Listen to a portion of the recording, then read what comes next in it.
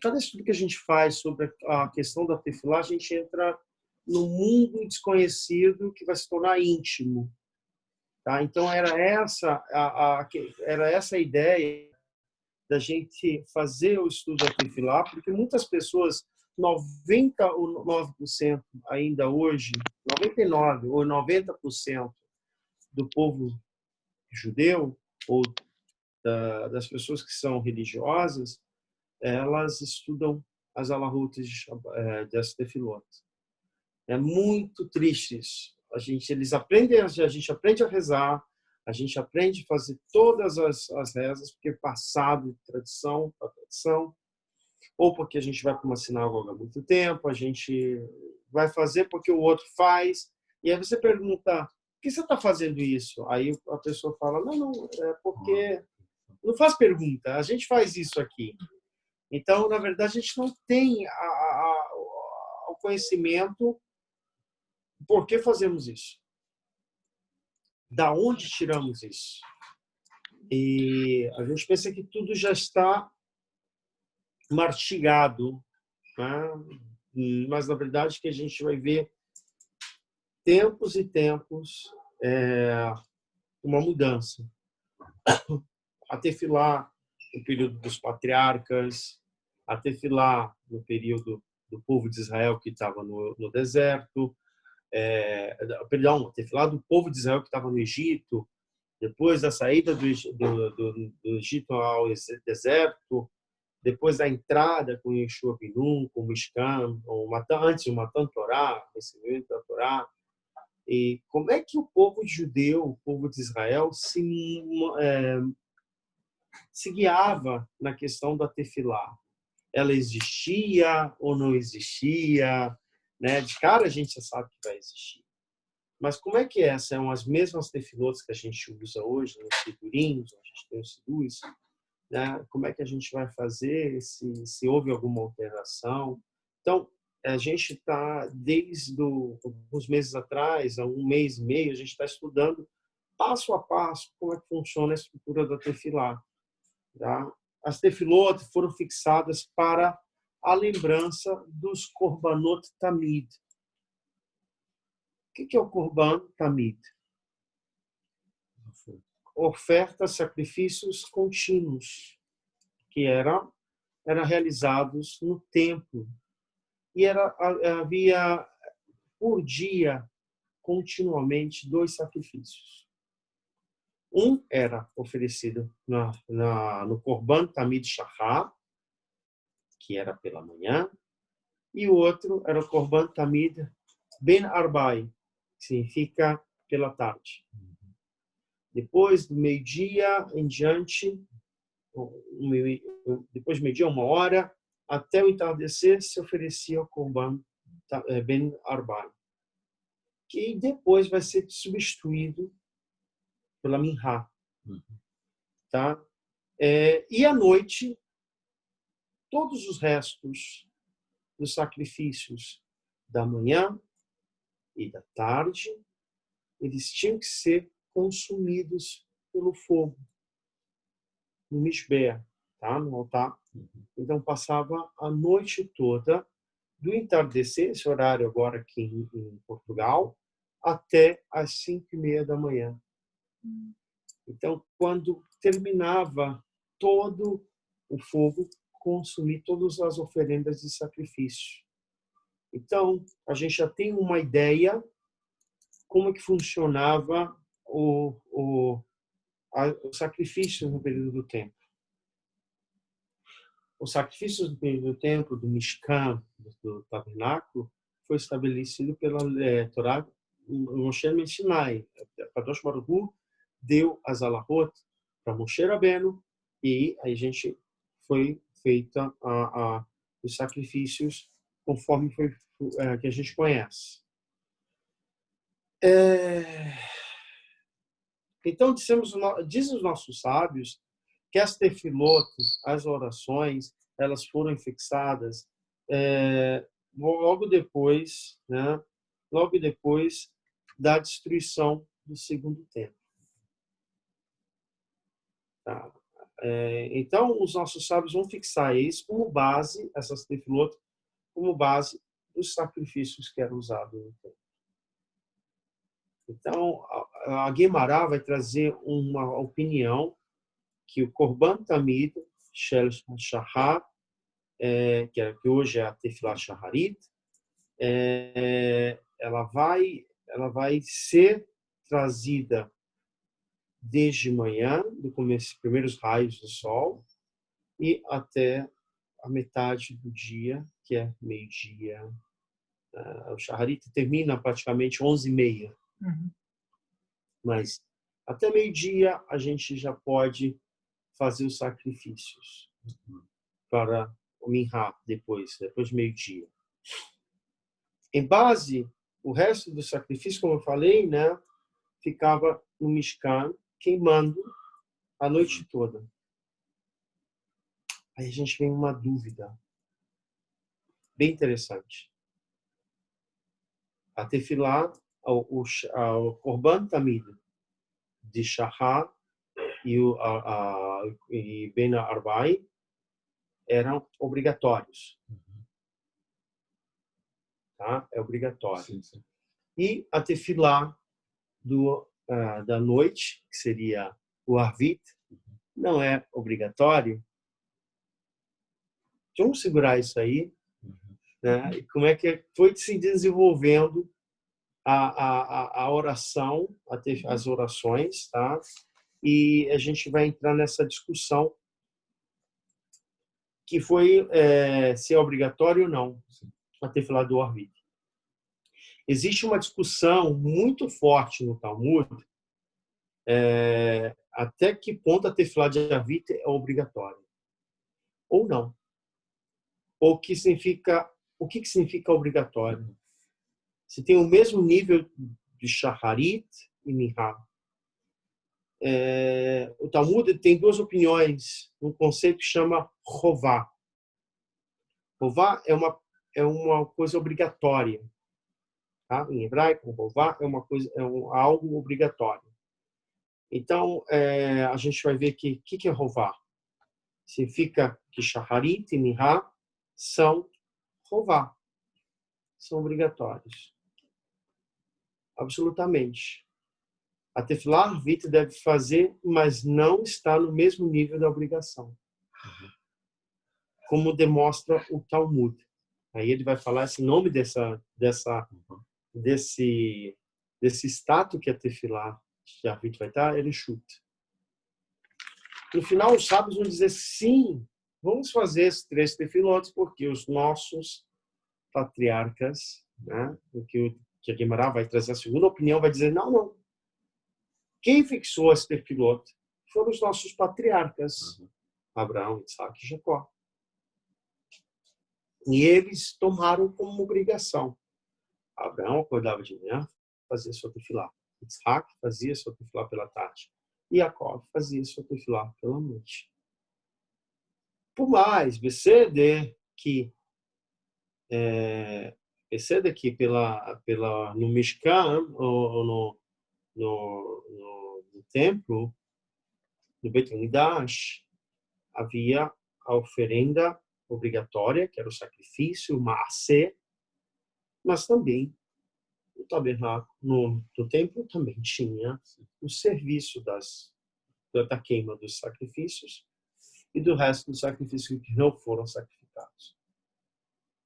Então, se continuava uma coisa contínua.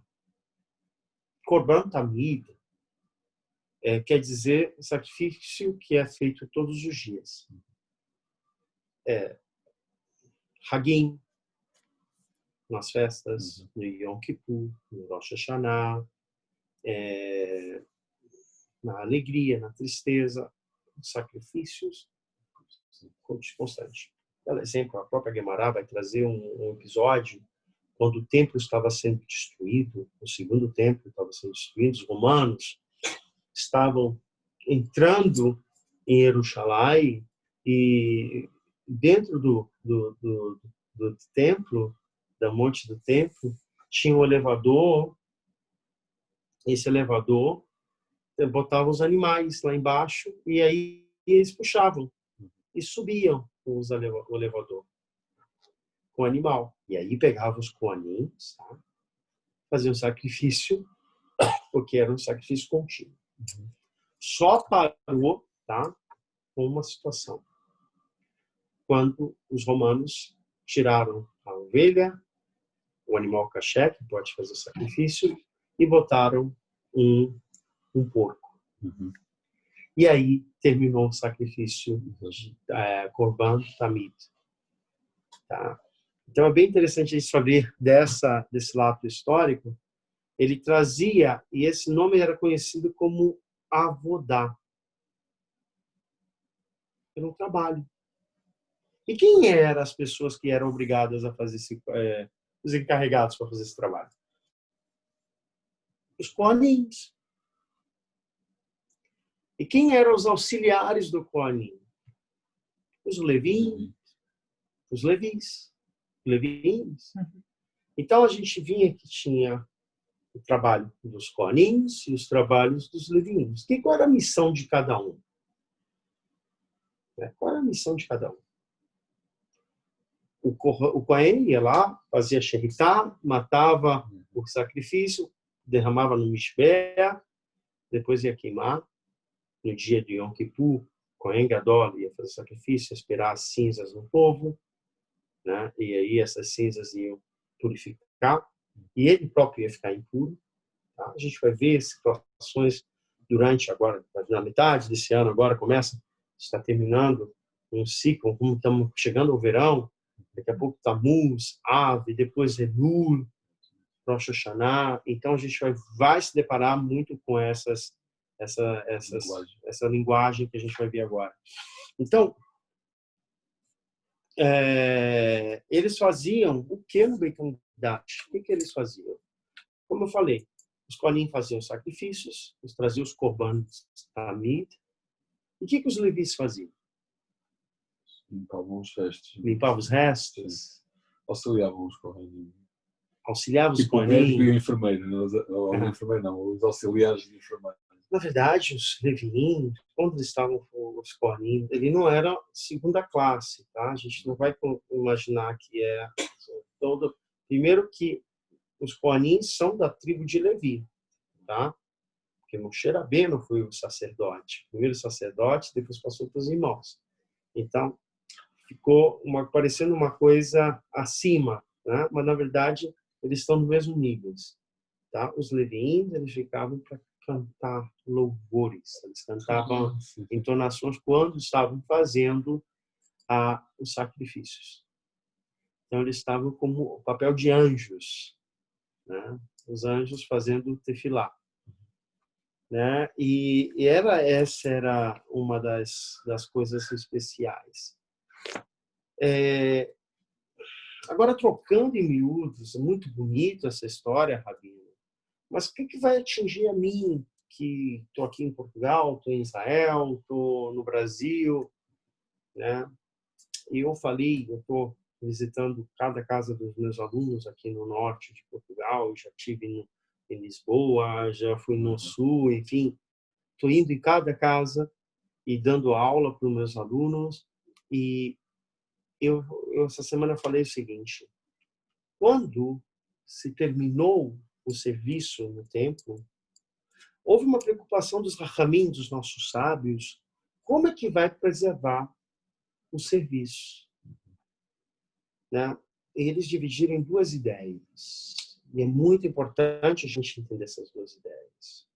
Uma é que se a gente não vai substituir o serviço, o avodá, para algo que o povo possa cumprir aonde ela esteja, a gente vai perder a nossa identidade. A identidade do templo, a identidade que a gente recebeu no Sinai de Moshe Rabbeinu, que a gente andou no Mishkan, que a gente entrou na terra de Israel, que Davi Amelech, junto com Shlomo, construíram o primeiro templo, o segundo templo. Então, a sensibilidade dos nossos sábios são o seguinte: a gente precisa fazer alguma coisa. E muito começa no Yavne, né? O Rabbi Yohanan ben Zakkai, que vai encontrar um imperador romano futuro, né? E aí ele vai pegar o local de Yavne, que é o local onde começa aí o conceito de yeshivot. O que é yeshiva? Seria casa de estudos. Beit Midrash, casa de estudos. Sentar e estudar, yeshiva. E lá se vai começar um preceito de continuar oralmente a tradição. Naturalmente, vai ser desenrojado de uma forma por muitos anos, pós-destruição do Segundo Templo, como preservar a herança do templo. E como a gente não sabia então eles não sabiam quanto tempo ia demorar essa nova galuta, né? Então, eles não sabiam que ia chegar a quase 2.000 anos. Então, eles precisavam se preparar, que durasse 2 anos a 5.000 anos, Hasse Shalom, né? Que o templo seja construído amanhã. Então, eles vão decorrer de muitos anos, depois da compilação da Gemara, do Talmud, a gente vai ver a compilação do primeiro Sidur, tá? E quem foi que compilou o primeiro Sidur? Saad Gaon. Saad Gaon significa o Amram Gaon, na Babilônia, tá? A gente está falando no tempo do Segundo Templo, pós-destruição do Segundo Templo. Se vai começar a organizar o primeiro Sidur. Ele era um grande gigante da Torá, a maioria dos possequins, os grandes, estavam na Babilônia. Então, ele recebia cartas, né? Antigamente, hoje eu recebo e-mail, né? Ou WhatsApp. Mas ele não, recebia cartas de judeus do mundo inteiro que estavam na diáspora. E aí ele vai receber uma carta de um judeu na Sefarad, do outro lado, né? A comunidade de Babel com a comunidade separada eram muito próximas. Dizem que é a mesma comunidade que saiu da Babel para colonizar a Sefarada. Né? Quando eu falo separado, é o norte da África todo. E aí ele vai receber essa carta e vai dizer, olha, Rabino, aqui na minha sinagoga a gente tem um problema. Quando eu chego para Kabbalat Shabbat, eu rezo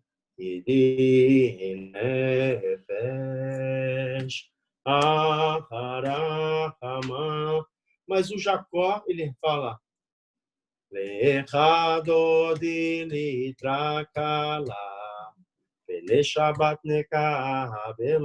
e o Levi está do meu lado, ele fala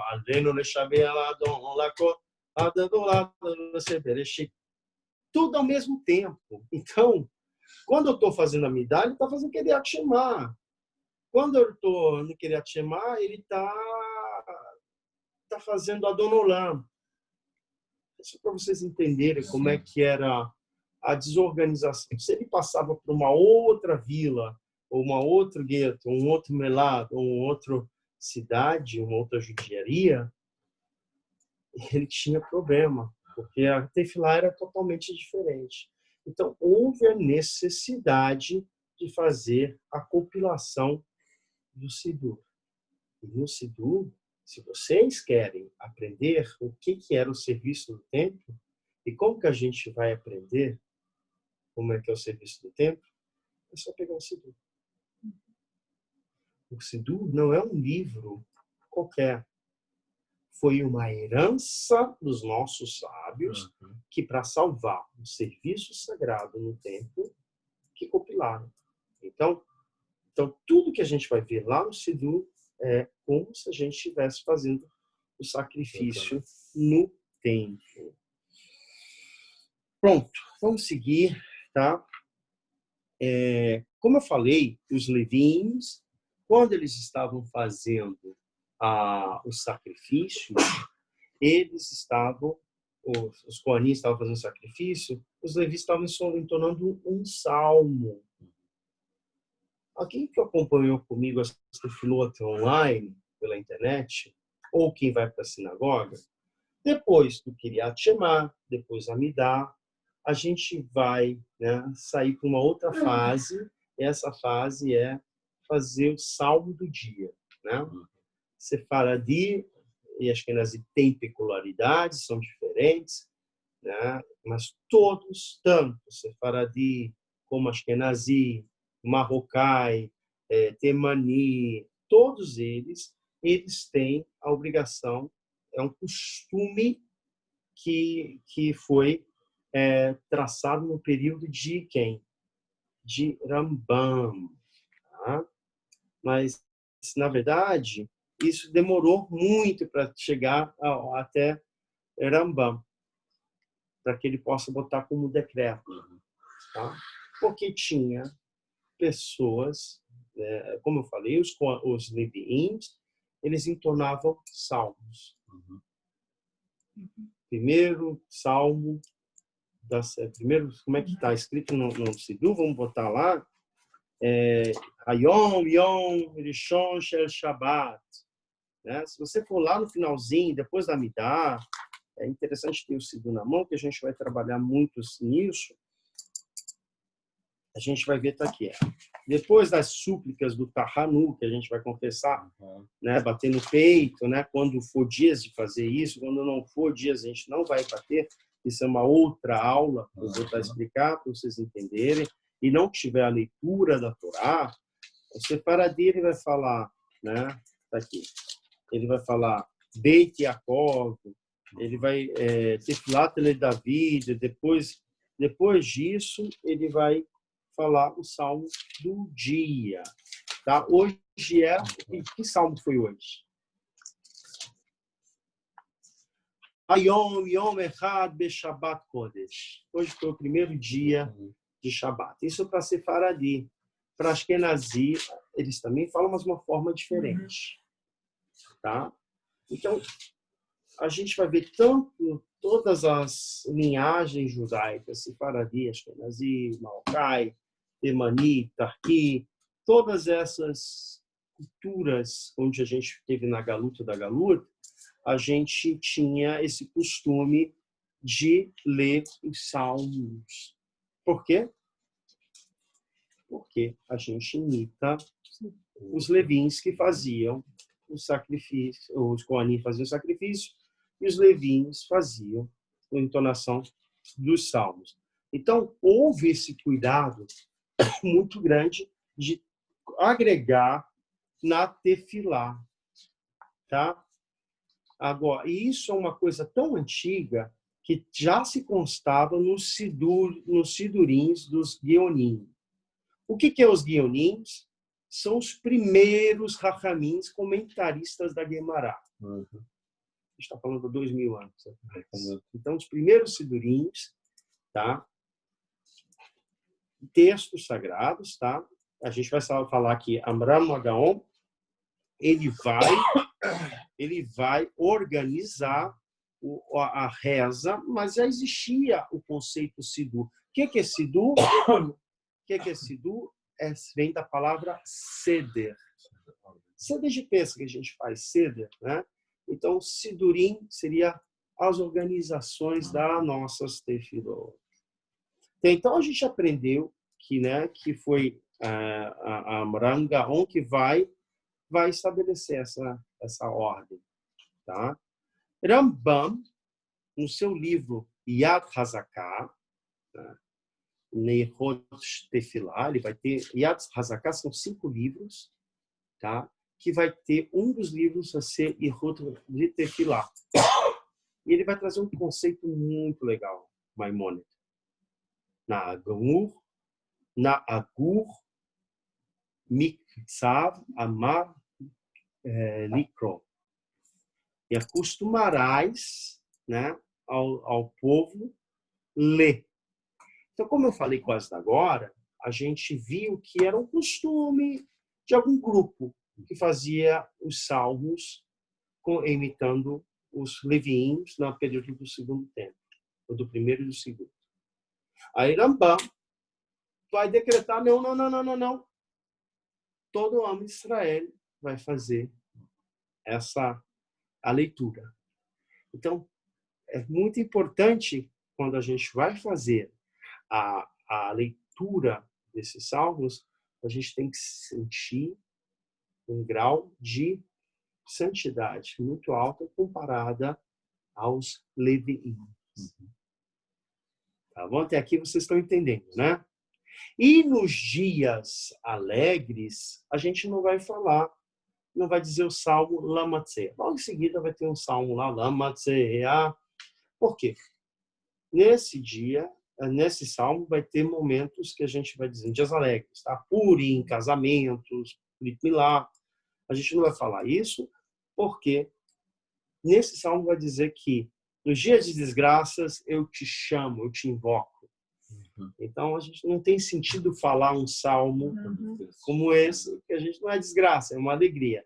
Então a gente, como eu falei, hoje em dia a gente vai para a sinagoga ou vai participar de uma tefilá, a gente não entende porque está tudo em hebraico. Mas a gente vive numa geração maravilhosa.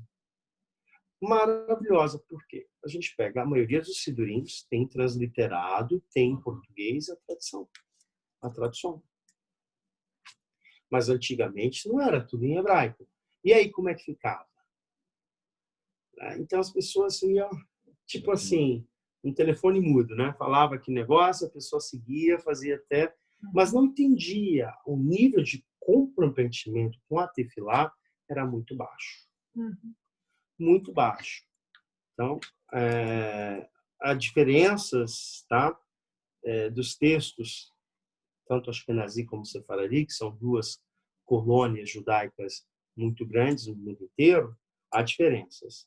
Mas a regra é o seguinte: eu sou Sefaradi e vou rezar lá com Yankee, que é Ashkenazi.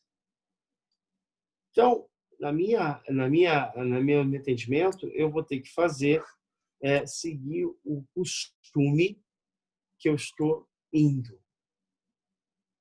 Por exemplo, eu sou Sefaradi. A gente aprende isso. Vocês vão aprender isso agora. Nunca se esqueçam. Eu sou Sefaradi, mas no meu país ou na minha cidade só tem uma sinagoga e ela é Ashkenazi. Isso aconteceu em Manaus. A nossa comunidade lá é marroquina. Mas tiveram Ashkenazis, era uma minoria muito pequena. Vai construir uma sinagoga para eles, que não tem nem minyan? Não.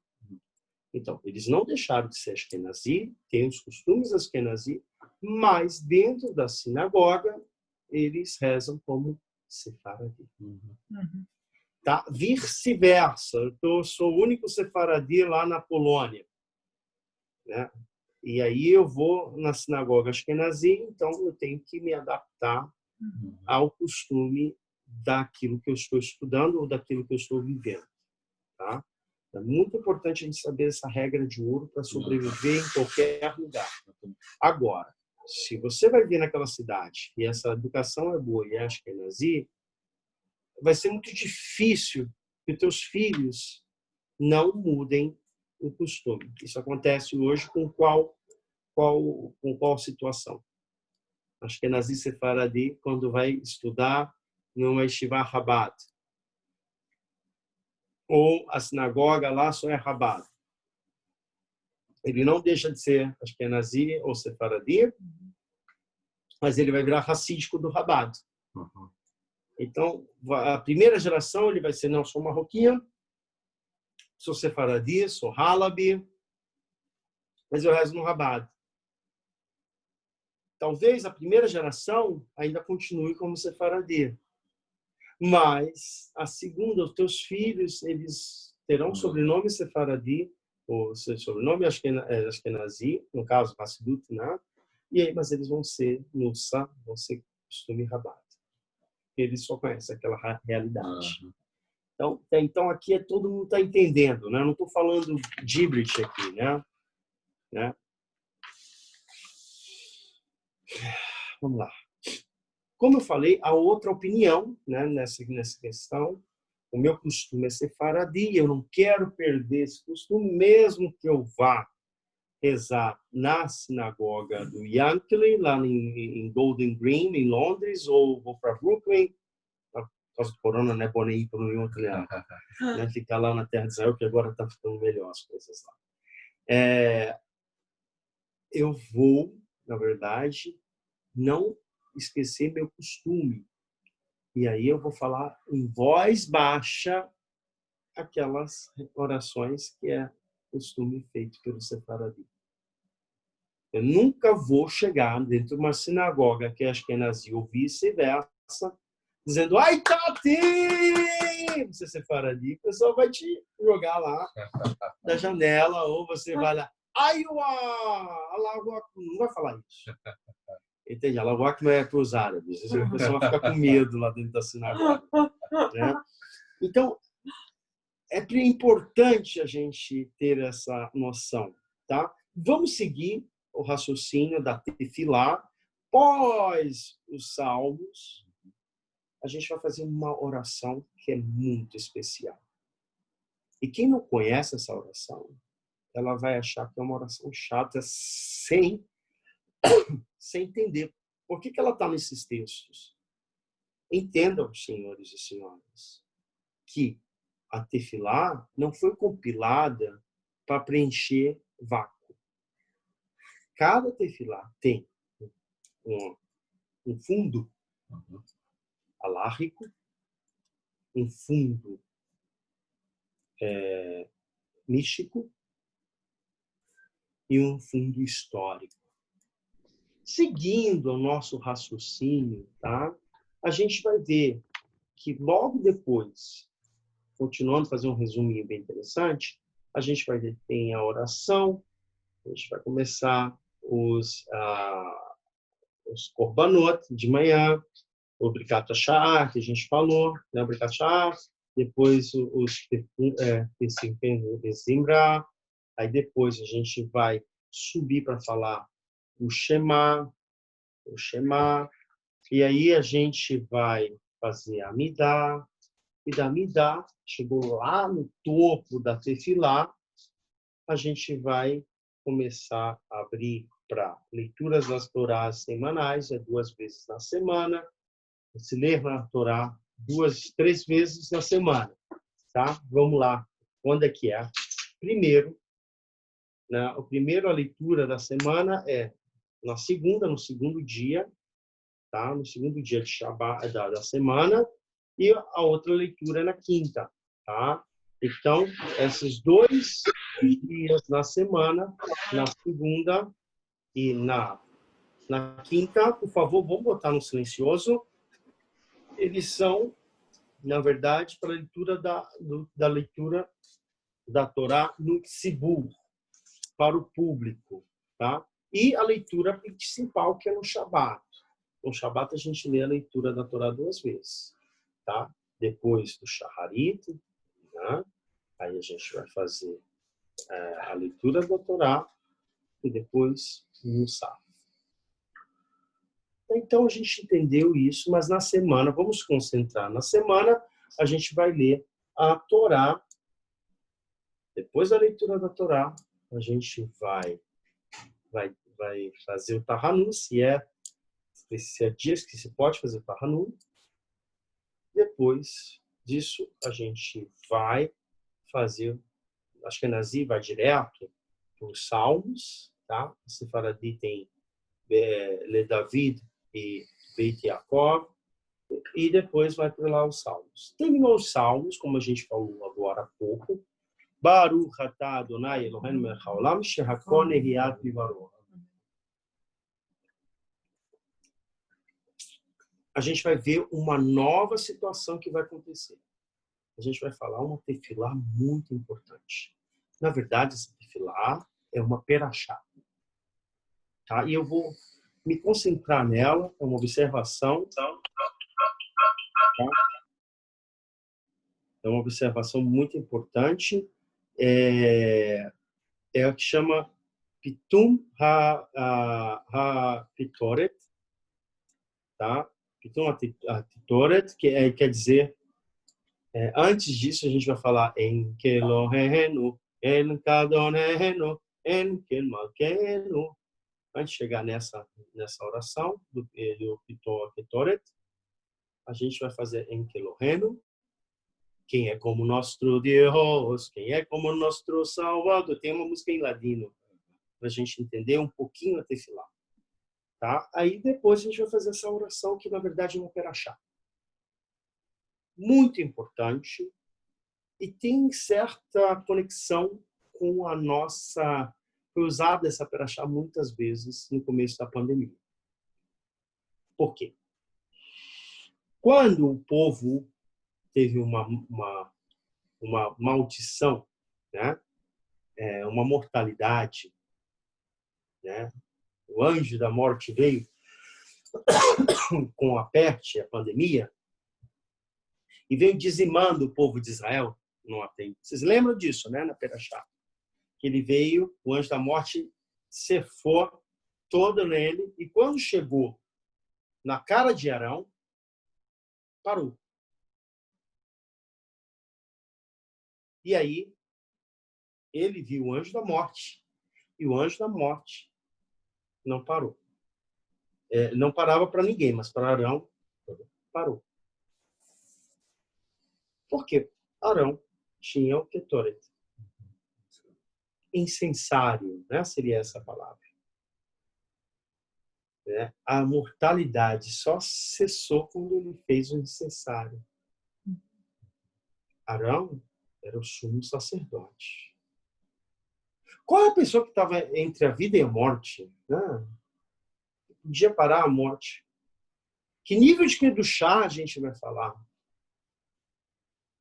Então, muitos cabalistas usaram essa tefilá, e a gente vai entender um pouquinho porque essa tefilá foi fixada no Sidurim, tá? Sefaradi vai começar a fazer essa tefilá no comecinho da tefilá, que é chamado de Korbanot, né? Que a gente vai fazer como é que funcionava os corbãs, que trazia as medidas e tudo. Quem já pegou o Sidu, já leu lá, vai ver lá que está falando isso no começo, e depois da Midá, depois da leitura da Torá, depois do Tahanun, depois da Enkeloeno, a gente vai, depois dos Salmos, a gente vai deparar novamente com essa tefilá.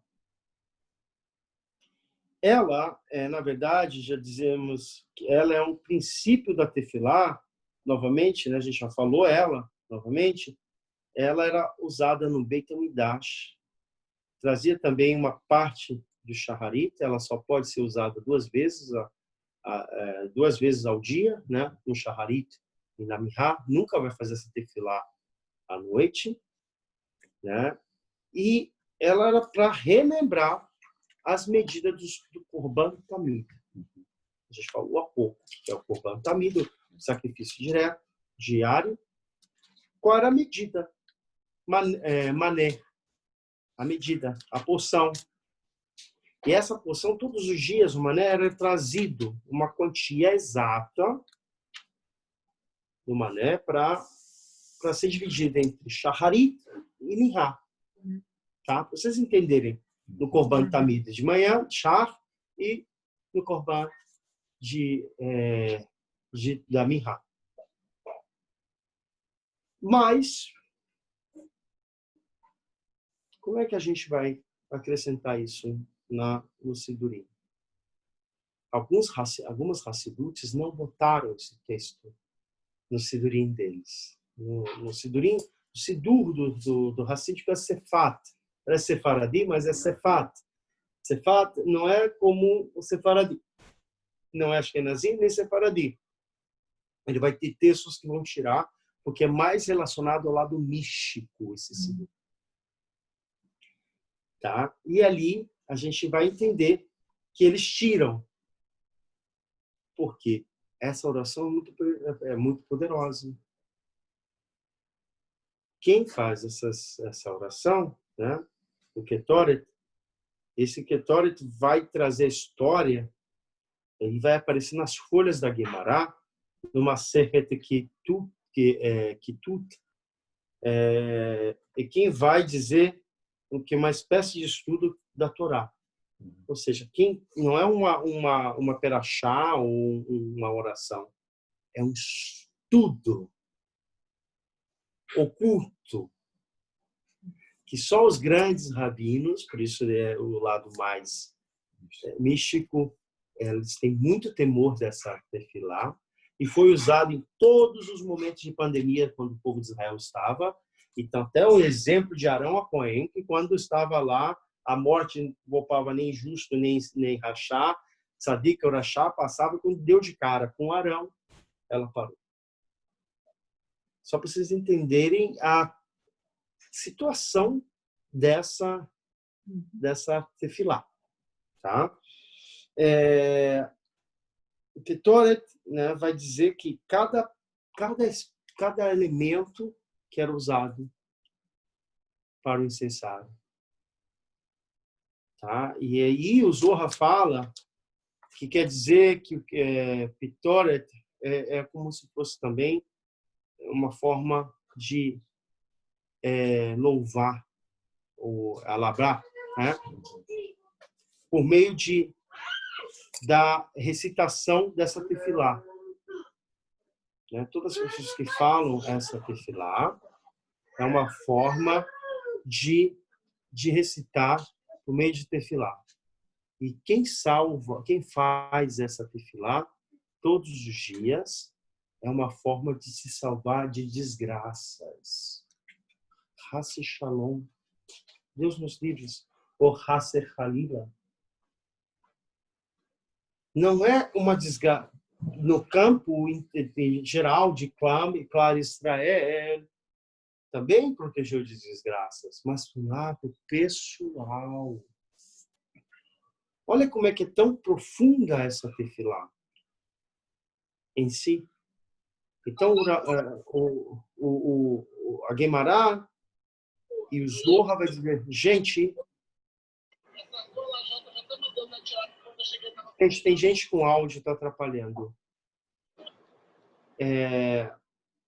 Se as pessoas souberem ou soubessem a importância dessa tefilá, a gente iria fazer ela constantemente. E aí, Remá, que é o posek dos Ashkenazi, vai dar um psaque, vai dizer assim, vai dar uma lei, vai dizer assim, não façam se vocês, na semana. Não façam. Não façam, porque se você errar, vai dar problema. Então, na semana, não façam. Façam só em Shabbat. Façam com kavaná, faça com concentração, faça com irat shamai, com temor aos céus, porque é uma oração muito mística. Tá? Remá foi o posek dos Ashkenazim, mas os Sefaradi não seguem as leis de Remá, a gente chega quem? Não, Ramban também, mas a gente fala de Yosef Karo, né? O posek do Shulchan Aruch, tá? Do mesmo período que ele estava escrevendo Shulchan Aruch na terra de Israel, estava se escrevendo o Remá, né? Lá na Polônia, lá na Cracóvia. Então, a gente vai ver que ele vai trazer isso, mas no final vai ter aquelas divisões. Algumas comunidades sefaradi vão todos rezar, vão falar essas orações, e tem alguma parte dos ashkenazis que não receberam, não concordaram, fazem, mas a maioria dos ashkenazis, racísticos, não fazem. Então, a gente está tentando desmistificar por que eu vou pegar um sidu sefaradi, um sidu ashkenazi, um sidu racídico, totalmente diferente da outra. Agora, vocês estão entendendo na raiz essas diferenças. Não estou dizendo que o sidu sefaradi é o melhor, ou o ashkenazi é o melhor, o racídico ou o cabalista é o melhor. Não. Cada um traz um conceito, e onde você tem a tua ashkafá, em hebraico, a tua linha religiosa, você deve seguir. Então, se teu rabino ou teu pai faz esse costume, você deve seguir esse costume. Agora, isso não quer dizer, olha, eu estou num processo de conversão, eu estou caminhando, eu frequentei a sinagoga do Porto, de Lisboa, de Manaus, de Paris, de onde que seja. Então, o meu costume vai ser esse. Por exemplo, eu quero trocar o meu costume.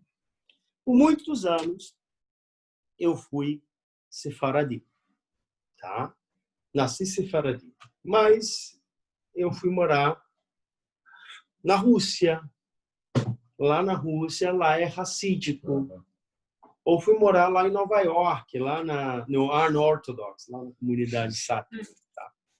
E aí eu, né, botei espelhos, ou eu estou morando em Eramoto, estou morando em Mexarim, eu estou morando em Bnei Brak, ou no Brooklyn, ou na Stamford, em Londres. E lá são racídicos. E eu quero trocar o meu costume.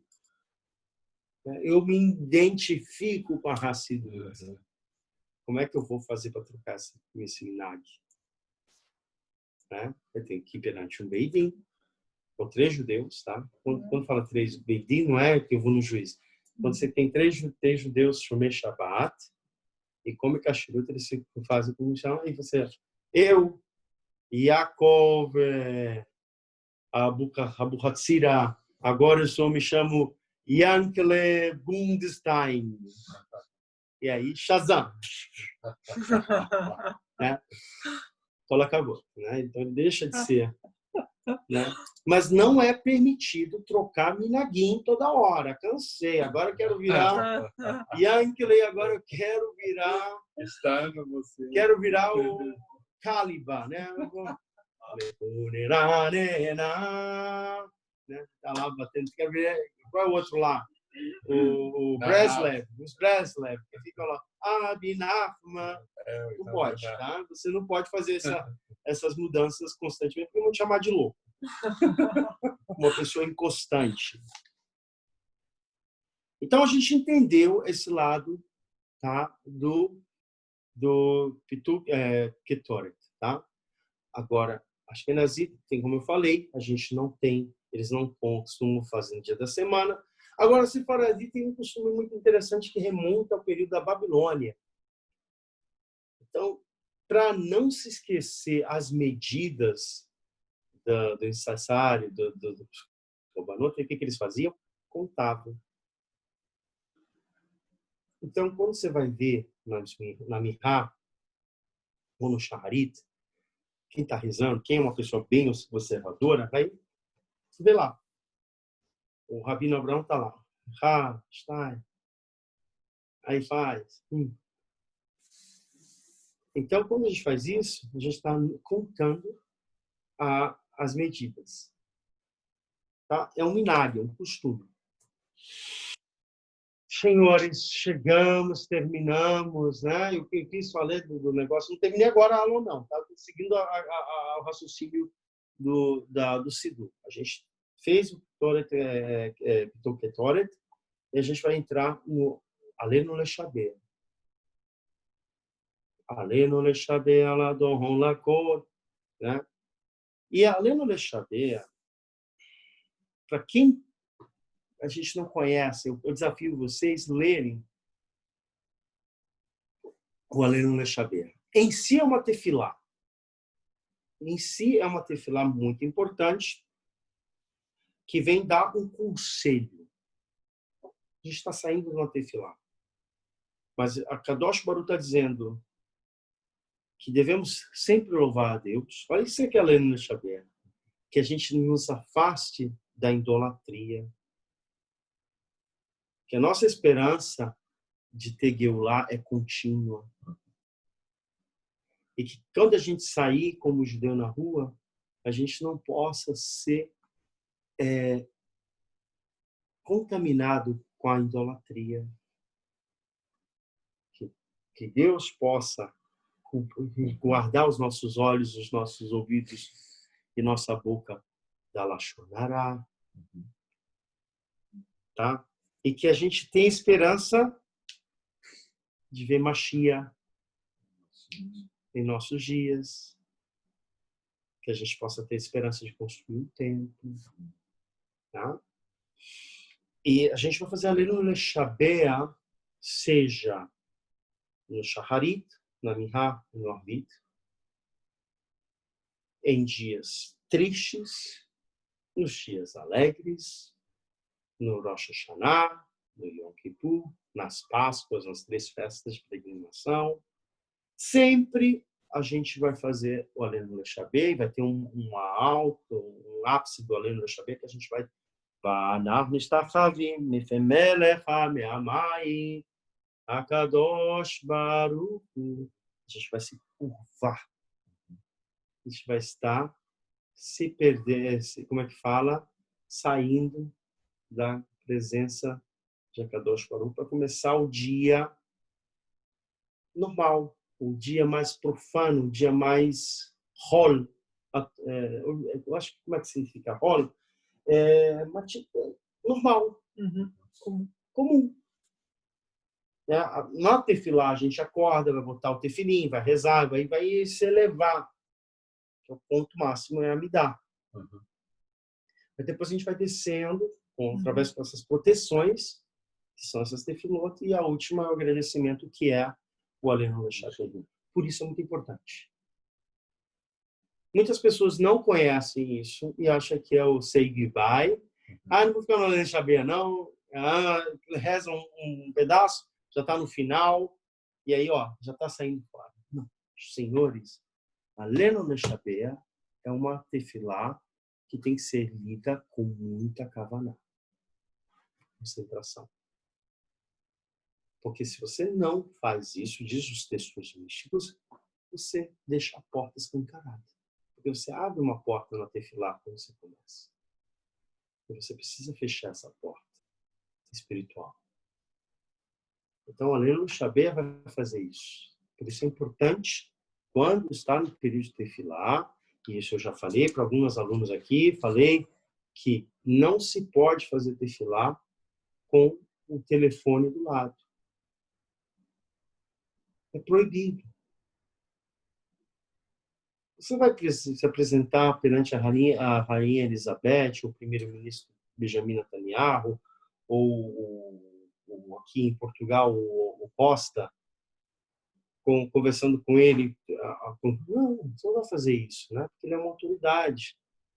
E nem com o teu próximo você vai fazer isso, é uma falta de educação. Então, a gente tem que... Eu falo isso para mim mesmo, porque é o mal dessa nossa geração. Então, quando a gente está perante a Kadosh Baruch Hu, a gente não pode se apresentar ele com outra coisa.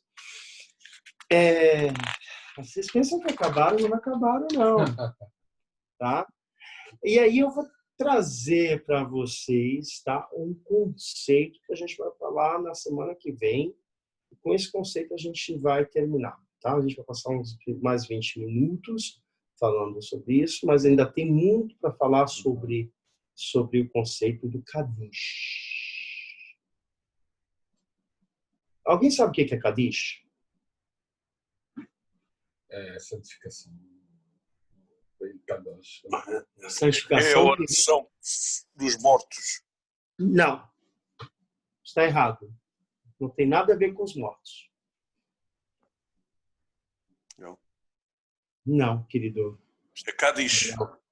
Kadish é uma santificação que vem da palavra de Kadosh, como falou o Manuel aqui, no teu xará, mas é uma oração muito profunda, muito elevada, que foi compilada no período do Segundo Templo, tá? E ela foi feita em aramaico. Aramaico, essa tefilá é um louvor, tá? É como se fosse uma oração muito poderosa, e a ideia da importância dessa tefilá é que se denomina Kedushim, santidade. A gente vai ver Kadosh, Kadish, Kadosh, Kodesh. Tudo santidade. E isso vai se referir também ao korbanot, os corbãs. Quando você pegava um animal para fazer sacrifício, estimados alunos do período do Segundo Templo, a gente tinha que checar o animal para ver se ele não estava impuro. Ele tinha que estar íntegro e puro, porque esse animal ia ser santificado. ele ia ficar kadosh, ele ia ficar kedushim, ele ia ficar santo para um serviço de santidade. Então, a origem do Kadish vem desse negócio. Lembramos, estimados alunos, que estamos aqui debatendo a origem das nossas tefilotes na sua construção, quando os nossos sábios eles resolveram salvar a herança dos sacrifícios templares do templo, dos korbanot.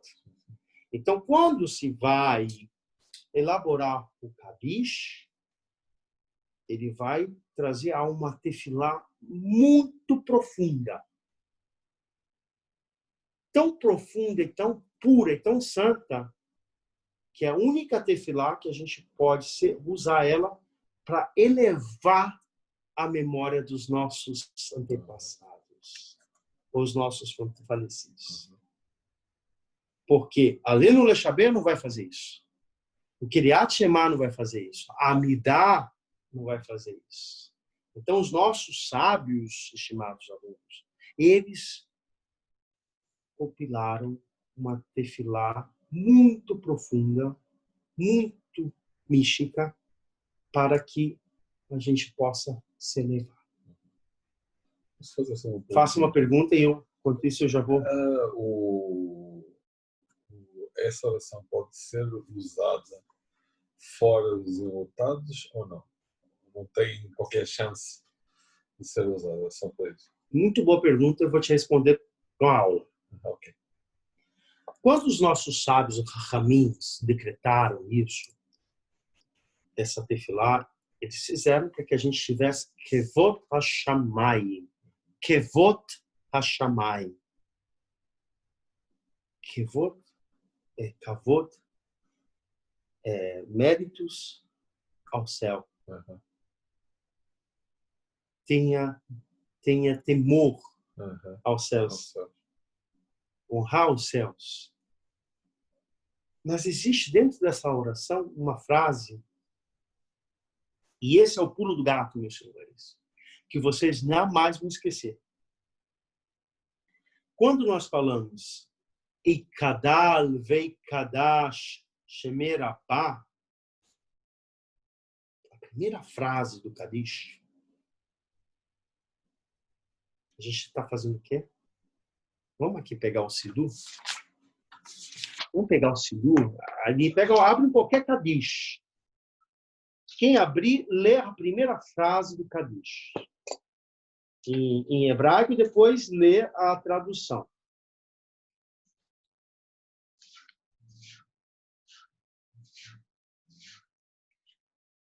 Conseguiu?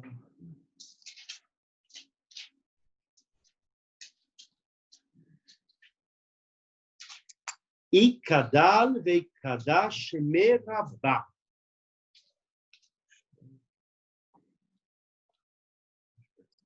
Exaltado e santificado seja o seu grande nome. Essa é a tradução da primeira frase que os nossos sábios vão falar. Tá? E, como eu falei, é toda em aramaico, essa oração, e ela vai ser empregada para exaltar o nome de Hashem. Isso exige uma atenção muito, muito profunda. Por isso, meus estimados amigos, alunos, quando aquela pessoa que passou pela experiência de dizer um Kadish, essa oração, tipo uma oração que é quase uma segular, tão forte,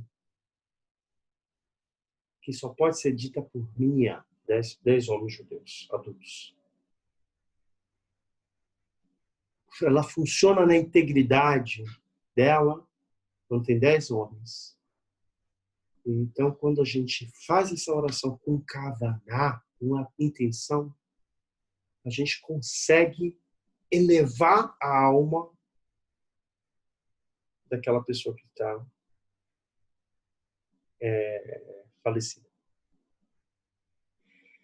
Como é que os sábios chegaram a essa conclusão? Eu não sei se eu já falei para vocês aqui na sala, se não, vou contar essa história.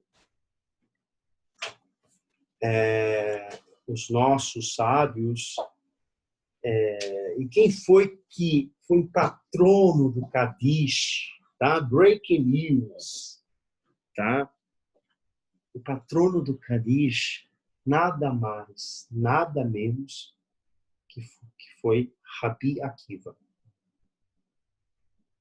Então, quando vocês ouvirem Kadish, e quando vocês quiserem saber quem foi que organizou essa tefilá, essa oração, vocês vão associar com Rabi Akiva. Ponto. Rabi Akiva, logo depois da destruição do segundo templo, né, ele já vai nascer numa geração pós-segundo templo, diz que ele viu o templo ser destruído, ou diz que os pais deles viram, não tem nada muito certo, a Guimarães não vai contar isso, mas ele vai ser um grande rabino para o povo de Israel, um grande posek, e ele morava numa vila, não é Jerusalém, tá? E ele está na terra de Israel, e ele vai andar no campo, tá? E nesse andar do campo, ele vai lá refletir, né? Acho que todo rabino gosta de andar um pouquinho para pensar, para tomar um ar, para pensar, tomar as decisões corretas da Halahá, e eu faço muito isso. Rabi Akiva fazia isso também. Ele andava no campo. E naquele tempo não tinha cemitério estabelecido, tá, gente? Então, onde era o campo? Onde enterrava as pessoas? Acho que é mesmo. Hã? No campo. No campo. No campo, nas cavernas. Né? Enterro, se a gente for falar, estudar a Veluta, e Bezat Hashem, a gente vai ver isso. Se enterrava lá. Já vou responder a pergunta se mulher faz Kadish ou não, tá? Ele estava andando. E nesse dia, no finalzinho da tarde, ele vê um homem muito magrinho, muito magro, carregando toras de madeira na cabeça. E ele magrinho, sofrendo. Rabi Akiva viu que aquele homem não era um homem qualquer, era um judeu. Ele vai chegar lá. Por que você está fazendo isso? Olha, eu não posso falar com você, falou o homem para Rabi Akiva. Mas por que ele não pode falar comigo?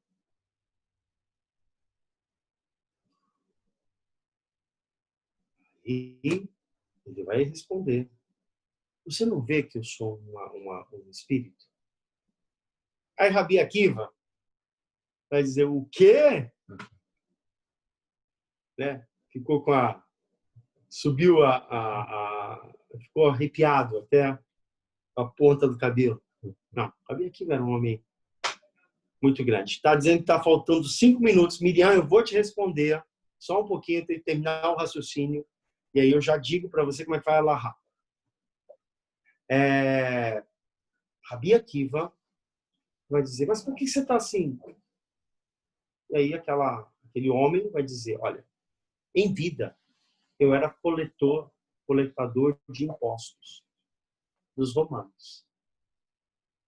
Pensa na traíra da traíra, o mais traidor dos traidores. A pior coisa é um traidor, e quando ele é do teu povo, da tua família, então, né? E ele era uma pessoa totalmente desligada ao povo judeu, mas era um judeu. Isso nada hoje acontece, né? Então, e ele foi uma pessoa muito consumidora, só vivia nos mundos materiais. Então, para ele ganhar um dinheiro, mas para ele pisar em cima de alguém ou matar uma pessoa pelo seu interesse, ele fazia. E foi que Essa pessoa, quando chegou o período da morte, os céus não receberam e nem o Guerrinon. Então, onde ela vai ficar? Preso nesse mundo. E aí, Rabi Akiva viu aquela coisa. Então, ele era oprimido dentro desse plano. Então, ele tinha seres que oprimiam aquela alma, escravizavam aquela alma. Ou seja, como língua popular, uma alma penada. Olha aí aquela expressão. Falta 2 minutos. O David já vai dizer que falta 2 minutos. Eu preciso terminar isso. Eu sei que a gente já está na segunda. Vamos na terceira. E eu prometo que na terceira a gente vai ficar mais tempo. Vocês querem? Ou a gente posso falar para a semana que vem? Ah, falta 4? Então tá. Então, você me avisa, David, por favor. Ele vai dizer que eu estava sendo oprimido. Rabi Akiva, ele vai ficar chocado com aquela situação. Então, ele vai pensar como se a criação de Deus foi o homem. Vai ficar no nível desse tipo. Como é que se vira uma situação dessa? Entendam que as impurezas, as almas negativas, tudo são criados por energias produzidas pelos homens. Mas a própria alma do homem é uma alma pura.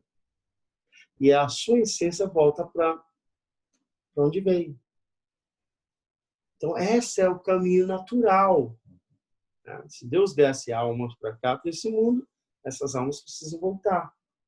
Então, quando elas não voltam, por causa de clipote, de cascas, elas ficam presas aqui. Elas não vão para o Guerrinon ou elas não vão para o Olam Haba. E aí, Rabi Akiva precisava achar uma solução. E ele pergunta para aquela alma e diz: você teve filhos? Eu tive um filho. Rabi Akiva saiu do campo e foi para a cidade. Foi bater na porta de casa procurando a esposa ou onde era a casa do coletor de impostos romanos. Chegou lá. Ela vai bater na porta. Você é a esposa do coletor de impostos? Ah, aquele safado! Ele morreu e deixou mal falado aqui. Todo mundo fala, olha, essa aí que é a mulher do traidor. Ainda por cima me deixou com um filho. E esse filho não tinha nada com nada. Tinha 12 anos. Tá. E esse menino, com 12 anos, não estava circuncisado. Não tinha o Brit Milá. Não tinha entrado no pacto de Abraão. E aí, Rabi Akiva pediu licença para entrar. E a mulher sabia quem era Rabi Akiva, um grande sábio do povo de Israel. E ele foi conversar com a criança. A criança parecia um bichinho do mato, sabe? Não sabia se era romano ou se era judeu. Porque os valores da geração Coca-Cola, né? Não tem geração Coca-Cola. Hoje é a geração PlayStation. Né? 1 minuto! É VaptVupt. A gente volta e termino. Vou responder vocês depois. Tá? Então, a gente viu que Rabi Akiva, ele vai dentro da casa e vai encontrar um menino de 12 anos, primeiro sem Brit Milá, cheio de complexo, mais complexado na cachola, que não sabia quem era. Porque imagina aquela criança na escola, com seus amiguinhos. Ah, teu pai morreu, mas a criança está lá, né? E a gente é a continuação dos nossos pais. Então, Rabi Akiva vai lá com esse rapazinho e vai ensinar ele. Vai fazer o trabalho de rabino, né? Ensinar, como eu estou falando para vocês, ensinando. Ensinar com amor, ensinar com carinho. E aquela criança se sentiu acolhida por aquele mestre, Rabi Akiva. Para onde ele ia, o Rabi Akiva estava do lado. Chegou o dia, ele fez Brit Milá, chegou o dia de ele fazer o Bar Mitzvah. E foi a primeira vez que ele entrou dentro de uma sinagoga. E qual foi a palavra que ele falou dentro da sinagoga? Só tirar o áudio, gente, para vocês não tirarem a atenção. Fala. Ele vai falar. Igadal veikadal shimirabá. E aí vai falar uma outra frase que vai ser Yeshemerabá mevará lemayá umayer umayal titbará veistabá veipaal veitomã veitasê veitadá veitalê veitalá Shemeke do Shaberihu. Longa essa frase, né? Eu vou dizer que essa frase vocês vão sempre encontrar no Kadish em negrito. E aí, quando vocês recitam isso na hora do Kadish, com 10 pessoas, 10 homens, vocês estão anulando mal decretos que poderiam acontecer 70 anos.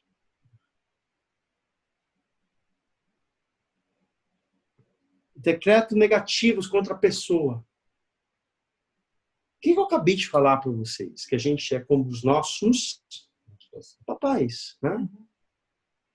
Então, quando fazemos Kadish coletivo e falamos essa frase, vamos lá repetir. Yeshemerabá mevará lealá uma amale almayá titbará veitpaá veitpaá veitromã veitasê veitadá veitalê veitalá shemeke do shaberihu. Quando a gente fala com toda a nossa força, não é para gritar, mas com toda a kavaná, a gente está quebrando os maus decretos. E quando essa jovem vai falar essa frase, aquela alma que era do pai dele, que não pôde seguir o caminho naturais, das vias naturais das nossas almas nesse mundo de elevação, se vai ter encarnação, se vai voltar, não vai voltar, é Kadosh Baruch Hu. Mas quem está aqui, quando a gente faz Kadish para uma pessoa, a gente libera daquele estado opressor que ela está, da escuridão. Depois de muito tempo, Rabi Akiva tem um sonho. E a Guemará vai falar isso.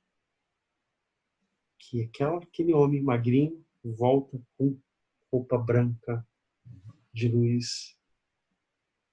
E ele vem e beija a mão do Rabi Akiva. Obrigado, meu Rabi.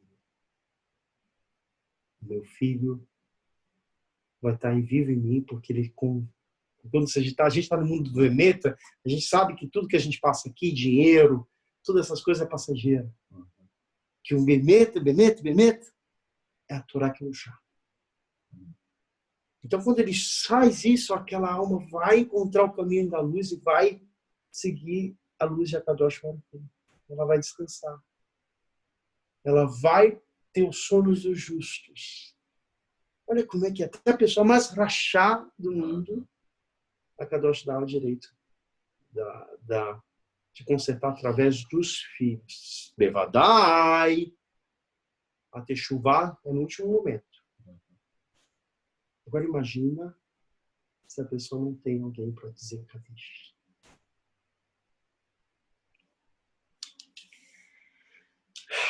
Too much information para vocês. E quem estudou comigo isso vai poder responder com muita precisão.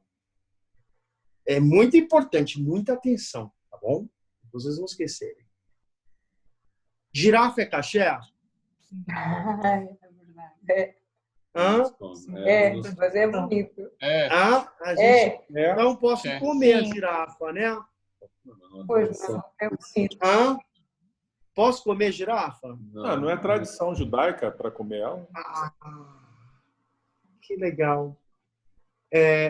Voltando agora para o Tecnicamente, ninguém, Kadish, né? Não só judeu. voltando agora para o Kadish, o que vocês Tecnicamente acham? pode, mas não há o costume. Hã?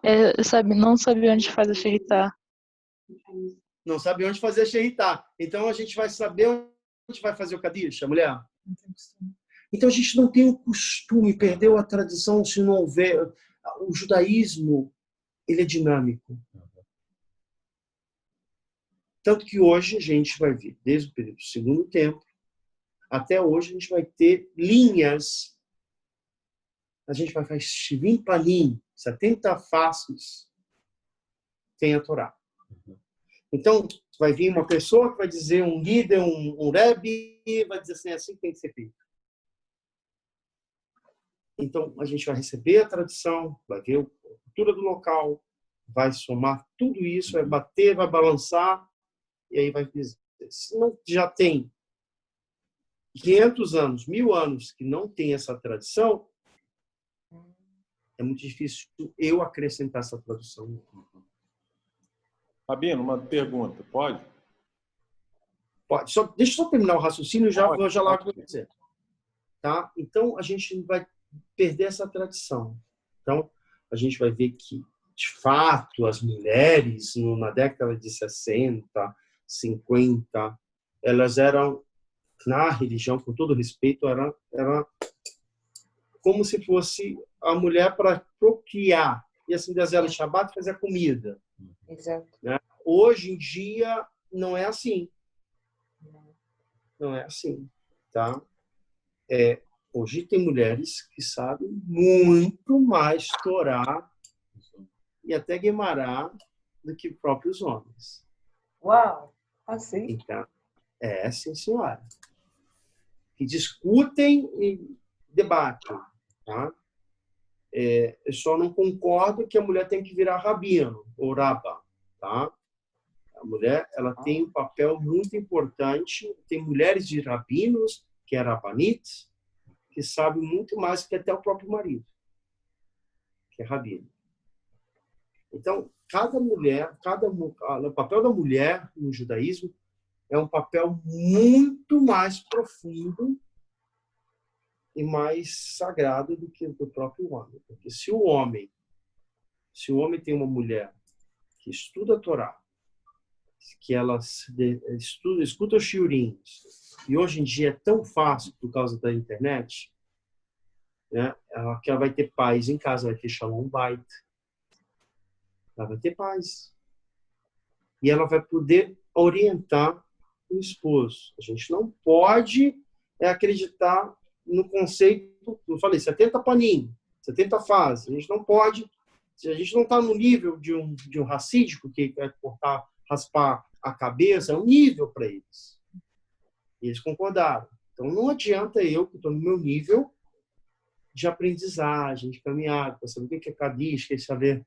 Por isso eu te falo, o que adianta estudar Kabbalah? O que adianta estudar coisas místicas ou a Guemará se eu não sei o básico? A gente tem que entender isso. Quando a gente entende isso, as coisas ficam mais naturais. No Kadish, a gente tem os seus intervalos. Todos eles a gente tem que falar amém no Kavaná. E kadal ve kadash merabá. Aí todo mundo fala amém. Be'alma diberá makuteus ma vekane veshechem. Vechaychol velechol vechol vechol Israel.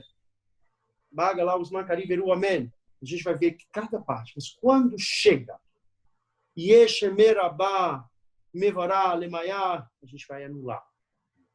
A gente vai falar, quando a gente repete isso junto com o Razan, ou até o Razan espera um pouquinho para ouvir as pessoas e depois ele vai repetir, a gente está decretando, está quebrando maus decretos pessoais. E a gente tem um mês do ano, no calendário judaico, um mês chamado mês de Elul, o mês da compaixão. Quando Deus dá um mês todinho para que a gente possa fazer techuvá. Mas um ano inteiro a gente tem uma oração que Deus vai ter compaixão. Quando os filhos de Israel se reúnem em Minyan e fazem Kadish, e fala, Yeshemerabá, o que é Yeshemerabá? Vamos lá. Que seja o seu grande nome bendito eternamente, glorificado para sempre, seja bendito, louvado, glorificado, exaltado, magnificado, honrado, celebrado e mais excelentemente adorado. É o nome sagrado, bendito seja ele. Quando a gente fala essa palavra mágica, essa frase mágica, a Kadosh Baruch Hu vai olhar para ele, para o povo de Israel e dizer assim, vocês são cabeça duras, teimosos, às vezes pecam por coisas tão baixas, tão sem noção, mas quando vocês se reúnem para fazer tefilá e se juntam para fazer Kadish, eu vou ter misericórdia de vocês, eu vou trazer a Geulah para vocês. Eu vou reunir os espalhados de volta para Israel. Essa força do Kadish, eu tenho certeza, absoluta certeza, que a partir do momento que um dia vocês estiverem no Kadish, ou escutarem na sinagoga o Kadish, feche os olhos. Recitar ou não recitar, aí não é o status. Você pode recitar, falar baixinho, mas em voz alta, se for no caso das mulheres, se a comunidade não aceitar, é um choque. Agora, se a comunidade aceita, tudo bem. Tá? Então, precisa saber onde você vai estar. Entende? Alarricamente não há nenhuma proibição. Também não há proibição a mulher botar um tefilim. A mulher bota. Botar o talit. A proibição, ela bota? Não bota. Então, a gente tem que ter muito cuidado com isso. O papel hoje da mulher não é fazer as coisas dos homens. Os homens têm o seu estereótipo, o seu físico, tudo composto para homens. E as mulheres têm o seu estereótipo físico, o seu corpo, composto para as mulheres. Legal.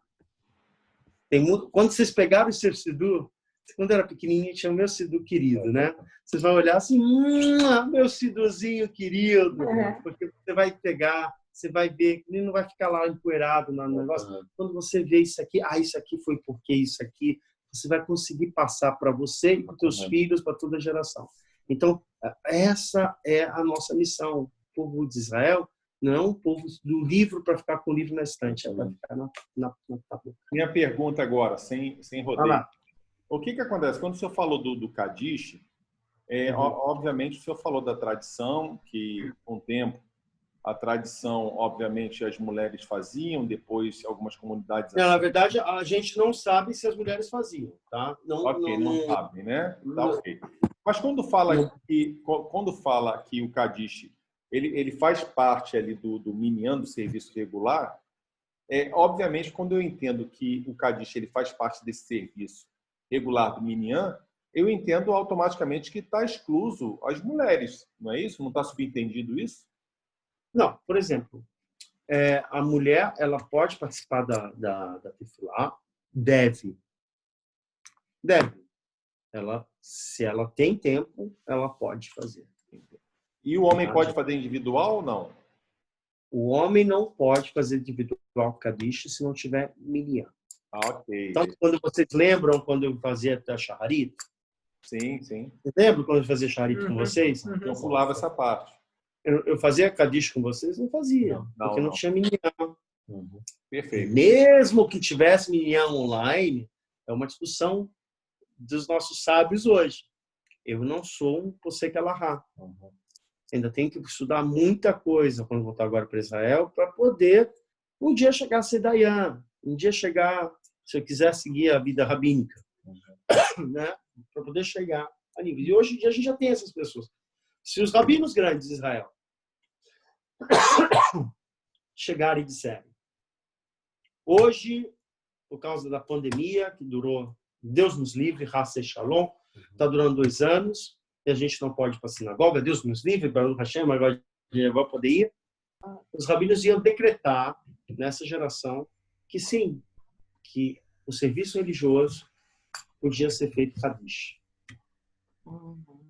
Poderia ligar a câmera antes do Shabat para rezar junto, como fez em Pessa.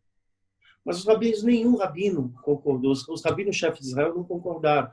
Teve um grupo pequeno de marroquinos que disseram que ia fazer para Pessa, em Yom Tov, tá? Não foi para Shabat. Mas esses são temas muito complexos, muito difíceis. Então, uma mulher que vai para Tefilá, que ela quer fazer o Kadish, ela vai delegar uma pessoa da família dela para fazer um Kadish para um marido ou para um filho, Deus nos livre, no caso dessas situações, ou ela vai dizer amém. Em comunidades tradicionais e ultra-ortodoxas. Ultra-ortodoxa, ela nem vai na sinagoga. Tá? Agora, more ortodox, né? Que é a minha linha, são ortodoxos modernos. Tem algumas correntes que sim, que a mulher vai levantar e fazer Kadish. Ok, Rabino, entendi. Mas, mesmo no meu meio, é uma coisa que não tem tradição. Espera lá. 1, 2, tem 3. Olha, tem um monte de gente aqui, gente. Então, eu gostei. É sucesso, sucesso, sucesso.